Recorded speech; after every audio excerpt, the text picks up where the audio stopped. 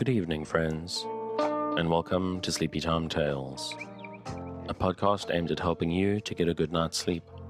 Do you find your mind troubled with the stresses of modern life, especially when the lights are out and you're trying to get a restful night?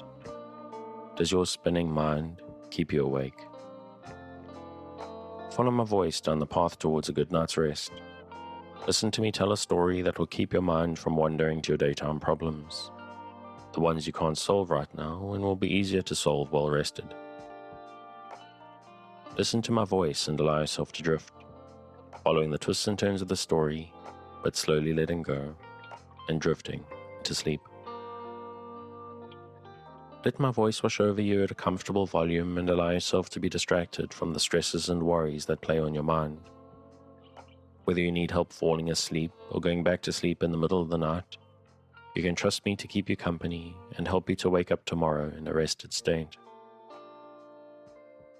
You may need to try out Sleepy Time Tales for a few nights to get used to this slightly strange idea, but I believe it will be well worth your while. I'm here to work with you, to create a safe space, a cocoon in which you can curl up and allow nature to take its course. So settle down, relax, and allow yourself to get lost in my telling of tonight's story. Before we get to tonight's reading, I'd like to ask you for a couple of minutes of your time. Sleepy Time Tales is a listener-supported podcast. I can only keep it going, paying for the services and tools I use, and justify the time that I spend on it, thanks to the generosity of listeners like you. If you're finding Sleepy Time Tales useful, if it helps you to get a restful night, and you would like to help keep it going out to thousands of insomniacs, and you have the means to help me keep it going, please consider supporting on the Patreon at patreon.com/sleepytimetales. This is monthly support that not only helps me keep the lights on, but can get you fun bonuses based on your contribution level. So go along there, take a look, and sign up if you're willing and interested. If monthly seems like a big ask, you can, of course, always make once-off tips to the tip jar on the website. And if you would like to support the podcast without having to do so financially, you can actually just tell people about it. If you know someone who's struggling to sleep and you think I can help them, just tell them about Sleepy Time Tales. And that's all that's needed. And that's enough of that. Let's pick up learning about Irish glass. We return this week to a non-fiction favorite, Old Glass and How to Collect It, by J. Sidney Lewis. Research fails to throw much light upon the glass factory of Londonderry, nor is it easy to find pieces bearing indisputable proof of their origin. But it is a fact that in 1820, one John Moore transformed a sugar establishment in that city into a glass factory, and, with his son, carried on the manufacture until 1825. Then a prohibitive duty stopped it. It is possible that only the black ale bottles were manufactured there. As for the glass exported from Londonderry to America, it is difficult to determine whether it was manufactured in that city or merely exported thence.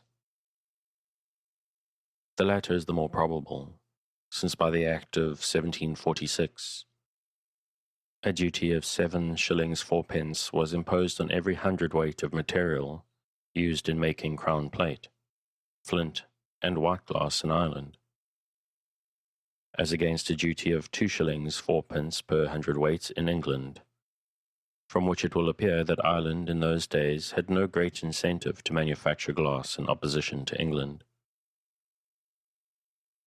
It is almost impossible to obtain authentic examples of the work of individual Irish factories, nor can one state with any degree of certainty that a certain pattern, cutting, or style is identified with any one factory or another. Both the Waterford and Cork glass firms came from England, and brought with them English workmen. Hence it is pretty certain that the designs and styles adopted by them were replicas of those utilized in England, and not peculiar to Ireland or copies of ancient Irish relics. So too with the ornamentation. Possibly some of the earliest Waterford glass was gilt, for in 1784 one John Groll obtained a concession for this purpose. A native of Saxony, he probably brought with him the secret of his art, for the disclosure of which he and a certain John Hand were rewarded by the Dublin Society. The finest diamond cutting, strawberry cutting, and flat fluting were done at Waterford, but pieces were not always cut at their place of manufacture. Thus we hear of a Waterford dish going to Cork for ornamentation with the characteristic designs of the factories there. The cutters too had often to decorate their pieces to the purchaser's taste. There seems to have been little coloured glass made in Ireland, although specimens are not unfrequently offered for sale. The writer was offered recently, on the continent, some old Irish glass of perfect colouring, deep blue, red and yellow, with fine heavy cutting. But the lightness of the pieces proved them modern, probably from some Dutch factory. In concluding this chapter, a word may be given to Scottish glass, which is very like Irish in texture, although its existence is commonly ignored by collectors and writers alike. As an industry, glassmaking was, of course, of little importance in Scotland, but it is interesting to learn that in the reign of James VI, John Maria Dell'Acqua of Venice was appointed Master of the Glassworks in Scotland. The famous liqueur glass shaped like the flower of the thistle was probably from a Bohemian original. It is heavily cut, with an acorn bottom upon a round stem, and reproductions can be seen in almost every shop window that displays glass. Early examples are difficult to obtain, and their genuineness equally difficult to guarantee. It is assumed that many of the Jacobite glasses were manufactured in the Scottish factories. Secrecy being absolutely essential, it is hardly necessary to state that no authentic records of production are to be found.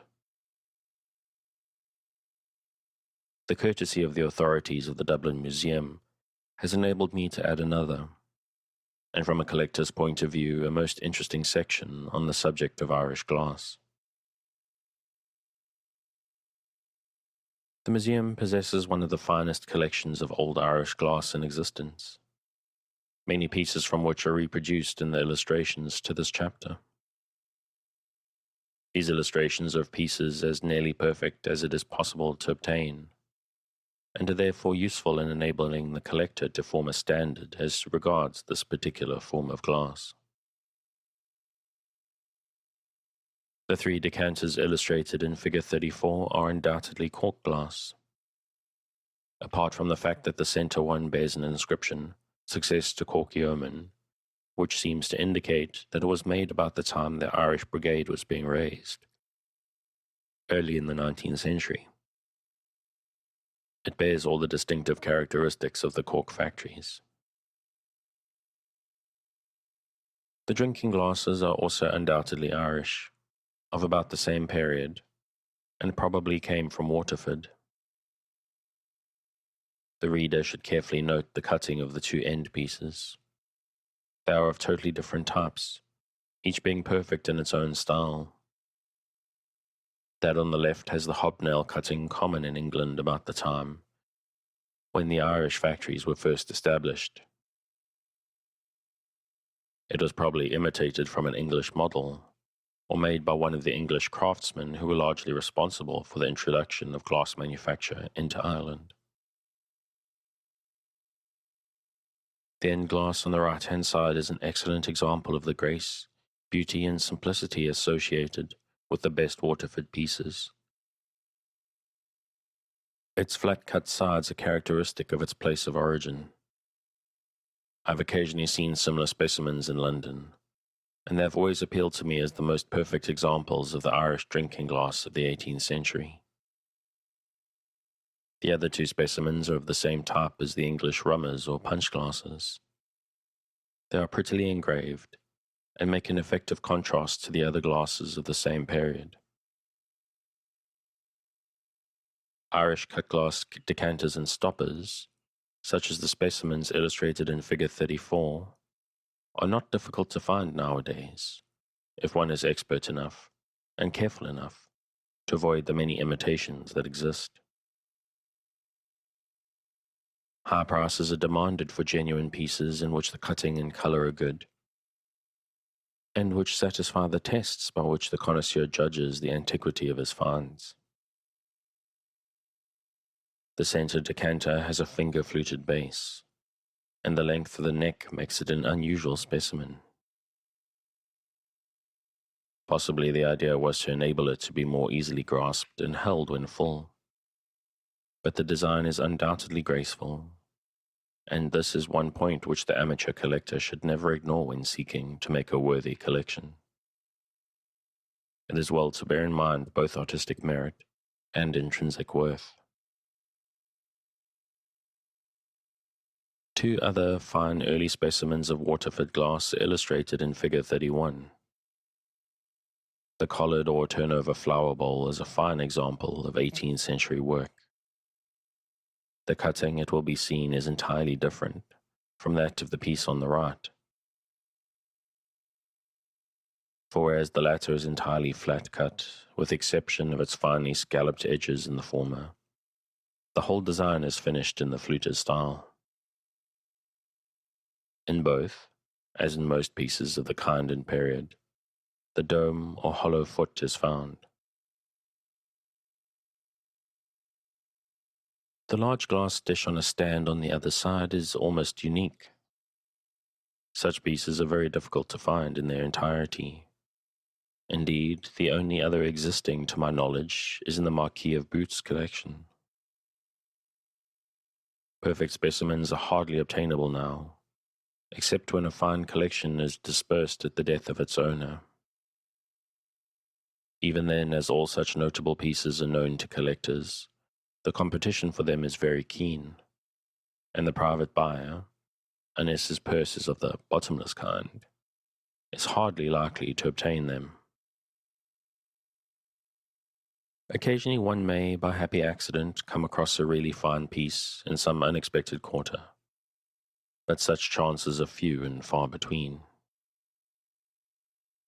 Moreover, there is always between the finder and his find the spectre of the fake merchant, whose want it is to plant his most seductive wares in out-of-the-way places, so as to give them fictitious appearance of genuineness. No important piece should ever be purchased without an inquiry into its history. It ought to be possible in every such case to discover sufficient as to its origin and former ownership to place its bona fides beyond doubt. If not, it is best to let the apparent bargain go. I remember, not many years ago, waiting upon a lady in a very ordinary house in a London suburb. She had replied to an advertisement in which I had offered to purchase old glass. A glance was sufficient to show me that her collection contained nothing likely to appeal to my taste. Yet I did have a find, for she had, in addition to what I saw at first, two dishes somewhat similar in shape to a large fruit dish, but with the cipher CR cut upon each. These were actually made and presented to Queen Charlotte on a visit which Her Majesty paid to some glassworks during a tour in Ireland. Their authenticity was guaranteed by a letter from an old tutor of the Queen, relating the circumstances and handing down the pieces as a relic. The owner asked £15 for them. Needless to say, they changed hands, only to do so again shortly after, and this time at the enhanced and respectable figure of 55 guineas. In spite of their beauty and their apparent air of genuine antiquity, I should have hesitated to purchase them but for the additional evidence afforded by the letter. One cannot be too careful. The sweetmeat glasses in Figure 11 are particularly fine of their kind. Each has its individuality. The one has an opal twisted stem with a dome foot and a finely cut edge. whilst the other displays some exquisite cutting both on the upper part and the base. These again are uncommon pieces, not to be met with every day, nor easily procured when met. Still, they make a more frequent appearance at sales than the larger pieces. A more ordinary variety is not so high and has flat sides and cutting. A genuine specimen, though, is not to be despised, but the type is one very freely imitated. Some fine celery bowls of the same period are worthy of note. They are excellent specimens of the art of glass cutting, both as regards design and finish, and they are somewhat rare. As much as 7 or 8 guineas was recently asked in the West End of London for a plain example with a slight herringbone cutting. It was certainly genuine, but it was hardly a supreme specimen of the decorative cutter's art. The price, however, will give some idea of what would be asked for such superb specimens as those reproduced in the photograph.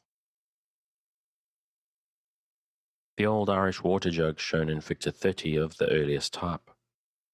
That on the left is the pattern most often seen, and most generally copied. In fact, during the early Victorian era, most jugs were of this design.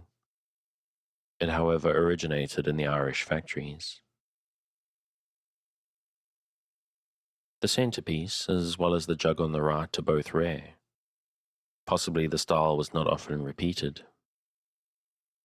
Certainly the tremendous handle placed upon the center one gives it a most clumsy appearance, while in regard to the one on the right, one cannot help feeling there is something wanting at the base.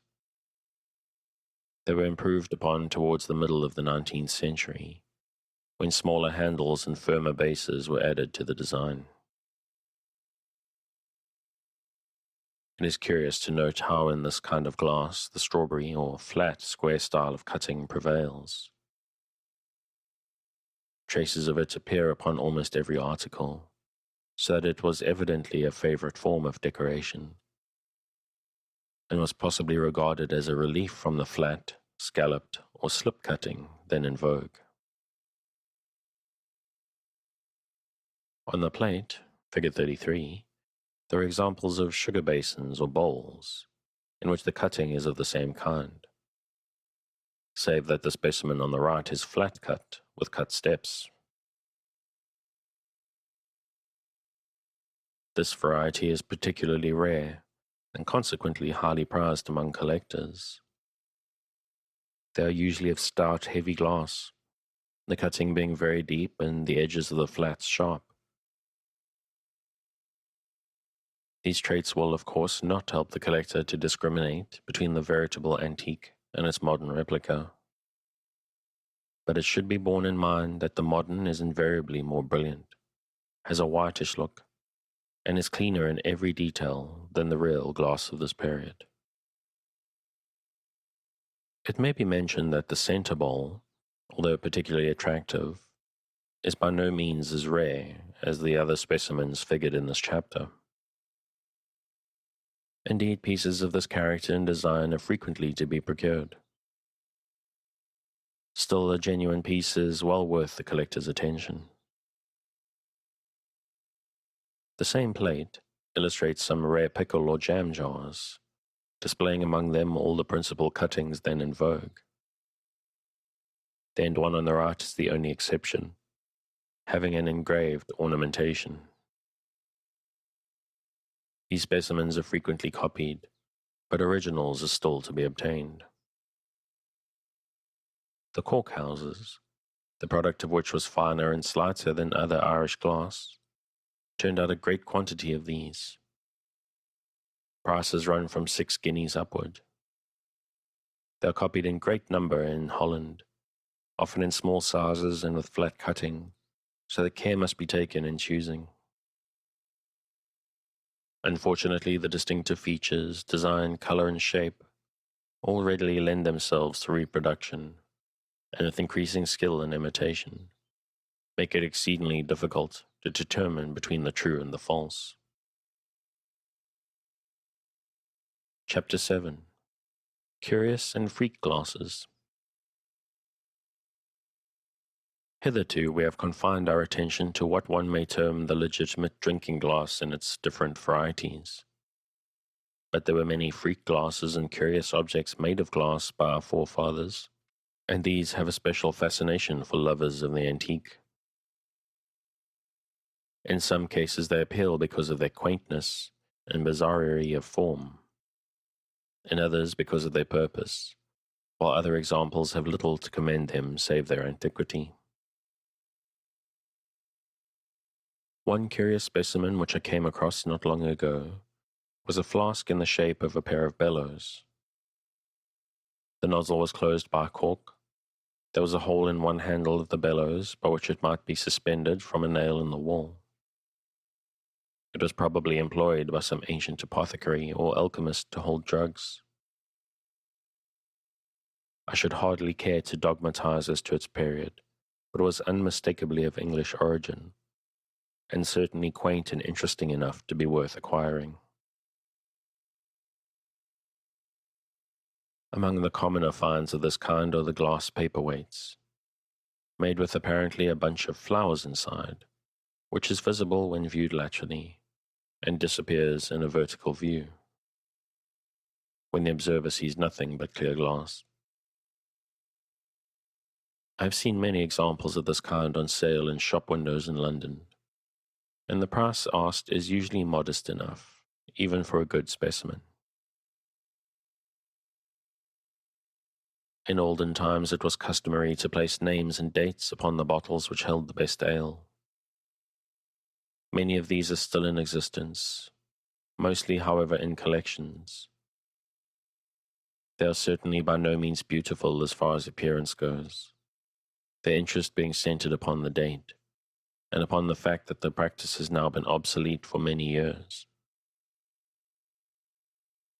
To a casual eye, these ale bottles appear black, but if held up to a strong light, a greenish tinge is plainly marked. They are very stout and amazingly tough, so that they may be dropped upon the ground without fear of breaking or chipping. This, by the way, is often put forward by experts as the best test of their genuineness. The test is, however, something on the drastic side. Moreover, dropping other people's bottles to test their bona fides is a practice hardly likely to commend itself to the seller, and one which might prove unexpectedly costly to the connoisseur. There are many other objects made in glass which are worthy of note. Knife rests, rolling pins, walking sticks, quaintly shaped jugs, baskets, forks, bells, and horns. The knife rests often assume most curious forms. A not infrequent type was that of a hound running at full stretch, fore and hind legs widely extended, and the body colored to nature. Salt cellars too were made, like the paperweights before mentioned, with sprays of flowers inside. These were made in two pieces, which were fused together after the flowers, painted on paper or thin canvas, had been placed between them. Small glasses made in the form of flowers or their petals, and glass buttons and beads decorated with faces, names, dates, initials, etc., are other examples of freak work in glass, which the amateur should be glad to acquire.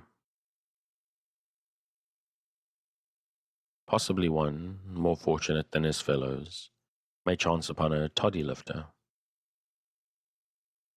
At first sight, this bears a distinct resemblance to a tiny decanter. On examination, however, it will be found to be without either bottom or stopper. The toddy lifter, as its name implies, was used instead of a ladle for filling glasses with punch or toddy from the bowl. The open bell of the lifter was dipped into the liquid, and at once filled. Then the opening at the top was closed by the finger, and the lifter raised out of the bowl, the contents being retained in it by atmospheric pressure until the finger was removed from the top, when the contents were discharged into the consumer's glass. One would imagine that a ladle would prove equally useful and more convenient. Possibly, however, the fact that the toddy lifter never spilt a drop of its contents, however unsteady the hand that held it, was not without its advantages in a hard drinking age. Similar pieces of Scottish origin may be found, these usually more club-shaped, and are even rarer than the English examples. None of the foregoing pieces is particularly difficult to acquire, and it is comparatively easy, therefore, to form an adequate collection of really fine specimens. By fine, I do not, of course, mean rare or exceptional pieces, but specimens of sterling merit, of which the collector may be proud, and which are likely to increase in value. They are mostly in the hands of people who have no conception of their merits, either pecuniary or artistic. A few years ago, I found in an old bookshop quite a collection of old Bristol glass paperweights. The fact that each bore upon it a view of some object or place of interest in Bristol or its environs should have furnished a direct clue to their identity. One particularly fine specimen was used as the lid of an old glass inkpot.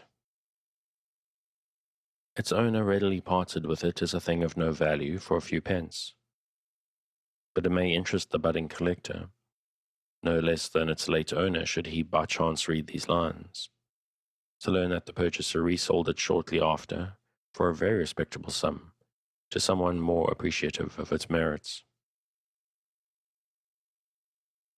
Freak glasses proper include yards and half yards, boots, cocked hats, frog glasses, and trick glasses designed to send their contents anywhere but in the direction which the would-be consumer intended. The yards and half yards are great curiosities. They resemble nothing so much as a coaching horn in shape and size. There are two kinds. The one the genuine old Cambridge ale yards, and the other trick glasses which had the knack, when partially emptied, of suddenly expelling the remainder of their contents with a splash into the drinker's face, to his great discomfiture and the huge delight of the onlookers, who had probably arranged the whole thing for the benefit of some innocent person. Unfortunately, in the sudden start with which the drinker received the unexpected disposition of the contents of his glass, the vessel itself was so frequently damaged that specimens of ale yards are very difficult to obtain. It will be noticed that in our illustration, 37, the specimen is cracked near its mouth. It need hardly be said that any collector who is fortunate enough to obtain an example in reasonably good condition may esteem himself fortunate. As to the reason of the sudden emptying, I cannot do better than to quote from Mr. Hartshorne, an old friend, and the greatest authority on old English glass. The trick yard glass arose from the knob at the end of the footless one.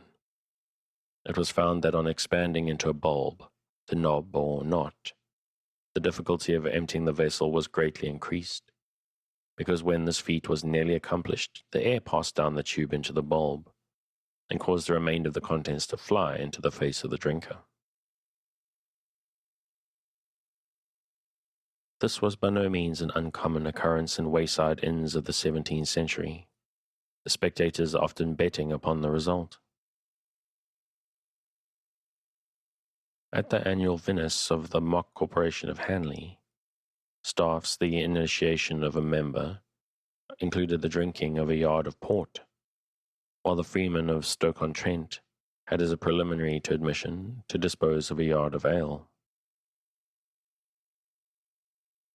To floor the long glass at Eton is also an accomplishment which many never achieve. I have seen many fine specimens, notably one belonging to my old friend, Mr. John George Mortlock of Cambridge, but it is rare to find them undamaged. The involuntary jerk of the victim who finds the liquid splashing into his face being usually fatal to the unwieldy glass. Another similar example is furnished by such glasses as that shown in Figure 37. On the one side it is marked King, on the other Tinker. The innocent invited to drink was asked to choose from which side he would drink, and prompted by loyalty, vanity, or pure folly, he was almost certain to drink with the King rather than the Tinker. But artfully concealed in the band of decoration round the room was a series of small holes, through which, when the glass was tilted, the liquor ran, soaking the drinker's waistcoat instead of finding its way down his throat. Possibly the old coaching glasses may fitly find a place in this connection. They are without feet, the stem ending in a bulb which was often cut. When in the old coaching days the vehicle pulled up at a wayside inn, the landlord brought out his tray with the glasses inverted upon it. They were filled from the bottle and emptied at once, the idea being that as the drink would have to be consumed at once, there was no need to make the glass so that it could be set down while the liquor was only partly consumed. These are now rare, and to discover one would be a great achievement for the ordinary collector. One may also mention the singing glasses, which were made to vibrate to a certain musical note, and so would repeat the note when sounded or sung, just as the string of a piano or violin will do. This, of course, was a great mystery to unscientific persons, but is susceptible of a very simple explanation. Evelyn was greatly puzzled over the phenomenon. Certain glasses, he remarked, made an echo to the voice, but was so thin that the very breath broke them. The fact is, of course, that the glass broke through the intensity of its own vibration, just as a pane of glass in a church will sometimes break when the organ is used. The note played having the same period of vibration as the pane of glass. The latter vibrates in unison with it, and if the note is continued for sufficiently long, the vibration becomes so intense as to break the pane. It is for exactly similar reason that a regiment of soldiers break step when marching over a bridge, for fear that the rhythm of the march might chance to coincide with the period of vibration of the bridge, and so set up rhythmic movements which might weaken the structure. Such glasses are distantly allied to the musical glasses, which, when filled up to a certain point, produce a musical note when the bowl is thrown into vibration by the finger or a violin bow. By filling such glasses to different heights, it is possible to produce a complete scale, and so to play any desired tune. Other freak glasses take the form of boots. Some of these are quite elaborate, the lacing being imitated in glasswork, as also with spurs, straps, etc. The boot glass used to express the popular execration of Lord Bute has been already referred to in the chapter on commemorative glasses. Then there are cocked hats, various birds and beasts, all highly inconvenient for the purpose for which a glass is intended, but all associated with some idea, family crest, or particular superstition. There are glasses from which, though apparently full, it is impossible to drink. There are others with tiny electric bulbs in the base, which light up on the pressure of a button, irradiating the contents with a glow of light, and adding I know not what meretricious attraction to its contents. These, I need hardly say, are modern, and have no real place among Old English glass. One I remember was formed at the base into the semblance of an eye, with the legend, eye water, a description of the probable contents, which it is to be feared, was borne out neither by their destination or their character, unless indeed they were so potent in nature as to bring the water to the bibber's eyes. Another curious example had engraved upon the inside of the bottom the figure of the gallows tree, with its ghastly fruit, and the grim legend, the last drop. Whether the maker was a humorist or a temperance reformer anxious to point his moral in the most effective way, I'm unable to decide.